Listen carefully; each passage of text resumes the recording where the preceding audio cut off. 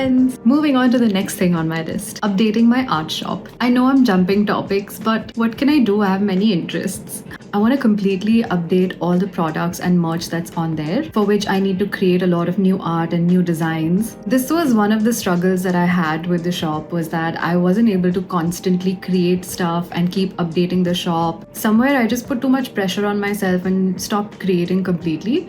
So I want to get back in the groove. I want to experiment with different mediums. I want to get my hands dirty and like create things. In the wise words of my friend Ishita, the best time to do it was yesterday, but the second best time is now. I've given myself a deadline, which is the 1st of September. Ideally, I would like to relaunch the new website on the 1st of September. So this gives me 2.5 months to create as much art as I can. It's going to be a lot of exploration, a lot of experimenting, and I'm really excited about it. But step number 1 is to write down all of my thoughts. Dumping everything that's here to here, just frees up so much space in my mind, and I feel like it makes me less anxious. So this is not the final list. I will go in and tweak things around, but I'm just writing down my initial ideas. Yeah, I'm probably not going to end up like sticking to what I've written down, but it's there, it's a start. So the first thing I wanted to get started on was experimenting with air dry clay. I have used air dry clay before. I've worked with it a couple of times. I wasn't a big fan of it initially, but lately I've been watching a lot of YouTube videos on it, and I've learned new tips and tricks just by watching, and I want to give it another shot. The first project I want to do is create like an art palette.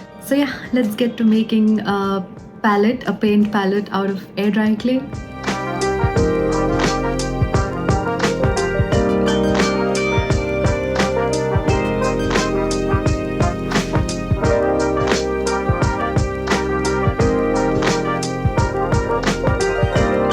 It's making me a little nervous because a blank canvas, or when you're starting from scratch, always plays mind games with me.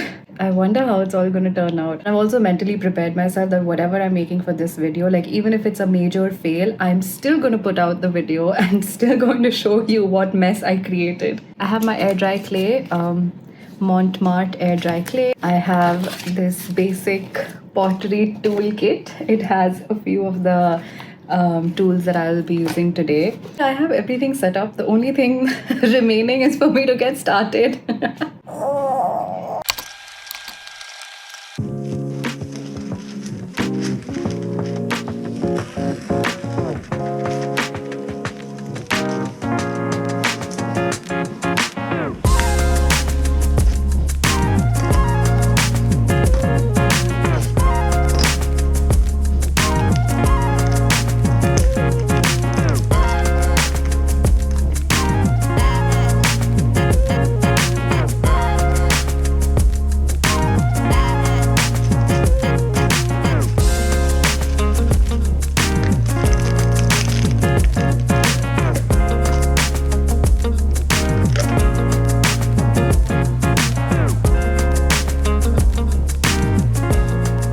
Alright, we're transitioning into a voiceover. Step 1 is kneading the clay to get rid of lumps and make it smooth and pliable. Now, I had to channel my inner baker and roll this clay out into a nice flat surface, but because I didn't have a spare rolling pin, I channeled my inner alcoholic and used an empty wine bottle. It took a little bit of arm strength, not gonna lie, to roll it out nice and even, but guess who's been working out? I wanted to start with this project because I'll be moving on to watercolors right after this. So I plan on using this palette and testing it out, whether it's able to hold the paints, am I able to wash it later, does it keep its shape? I want to put it to the test, and if it passes with flying colors, then I can make more of these to sell on my shop. Okay, here's the part where I went wrong. I made too many guidelines.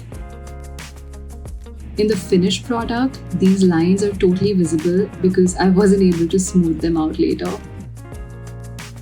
So my learning from this is only make guides where necessary. I then made an indent on the top so I can rest my paintbrush over there. I love this little hack and can't wait to use this sweet little thing. Here is me starting to scrape off the clay where the indents will be. This was probably the most therapeutic part of the whole process for me, just peeling away layers of clay and smoothing it out as I moved along. When you're working with your hands, you're in the moment. It's like meditation. The repetitive movements, the tactile sensation, the feel of the materials is literally therapy for me. There's something deeply satisfying about creating something that didn't even exist a few hours ago. In a world of digital everything, working with your hands gives you something tangible, something real. You can touch it, see it, and proudly say, I made this. It'll be 100% unique because it's handmade. Okay, coming back to my piece, I scraped out as much as I could, but I felt the clay starting to get dry and was losing its original shape because of the pulling, so I gently reshaped it with my hands. I know it's not perfect and it looks a little raggedy, but that's kind of the feel that I'm going for. This next step was a complete game changer for me. I had no idea that using water helps smoothen out the clay, gets rid of the cracks, and basically brings back the moisture into the clay needed to mold it and work with it. So I went in and sort of beveled all of my edges, and I love the texture and softness this creates. This was another bit that I just kept doing mindlessly. I watched those raggedy edges smooth out into beautiful rounded corners. My music was on loud and I was singing along and just enjoying the process. Here is me trying to get rid of those guidelines. I really tried, guys, but they just wouldn't blend in. It's also important to keep checking the shape of the item and keep making adjustments wherever necessary.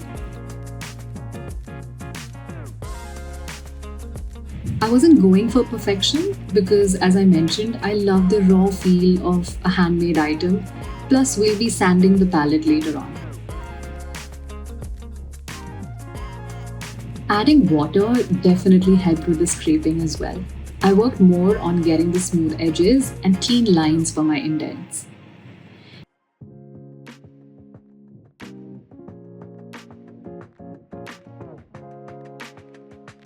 It took a little bit of back and forth to achieve the look I was going for. It was trial and error for me, and I learned many lessons along the way.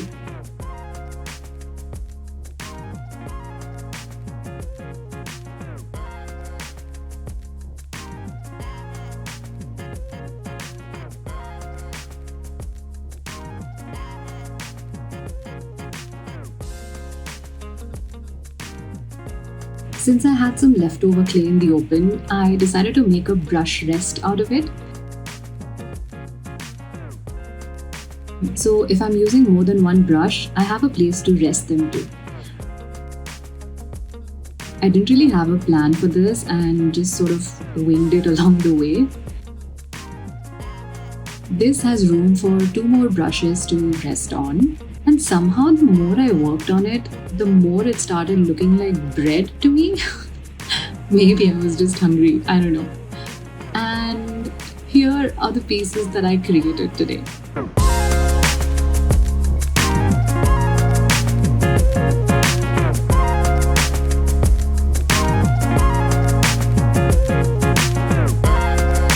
I have just finished sculpting bit of it. This was fun. I really enjoyed creating with my hands. I'm definitely going to use this. I think I've learned quite a bit from the first attempt itself. Yeah, this one's mine.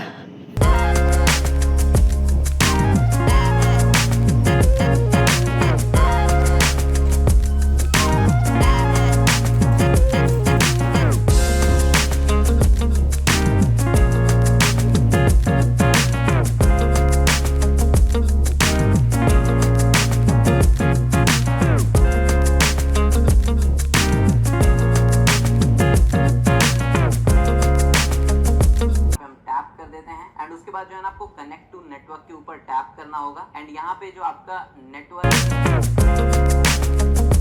If you've met me before, you probably know that I suck at technology. It's so weird because I'm a designer and my profession requires me to be updated with all the latest softwares, but I actually really suck at technology. I cannot for the life of me follow step by step instructions when it's all written down. I'm a visual person. I need to learn visually. I'm trying to set up my Wi Fi extender and I've managed to do it successfully. It's such a big deal to me. I have to celebrate. I don't know. I feel like I need to go out and get myself some expensive gift or something because I've achieved the impossible today. Hi, it's the day after. The palette that I made yesterday is still drying. It's not completely dry yet, so I can't paint it or anything. I have some more clay left over from the packet that I opened yesterday, and the last time I worked with air dry clay, despite storing the leftover clay in an airtight container, it still got hard within a couple of days. That's what she said. This time I was worried that if I don't use up the whole thing right away, it's gonna go to waste. I want to make another palette and let's see what else I want to make and where this goes.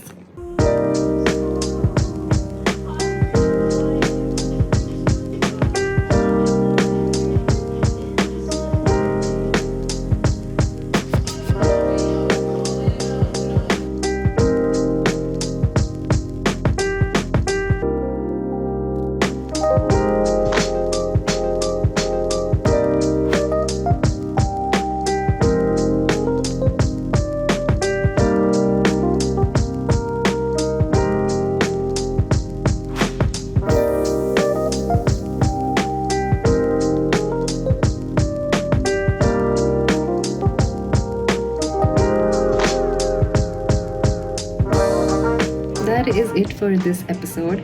I wanted to paint the items and move along, like get some progress, but they're not completely dry yet. I expected it to dry in 24 hours, but it's taking more than that. Could be because Bombay is also rainy and monsoony right now. The next step will be to sand them and then to paint them and then put a varnish on them. So yeah, this episode was about sculpting, and the next episode will be me painting and finishing up the pieces. See you in the next one.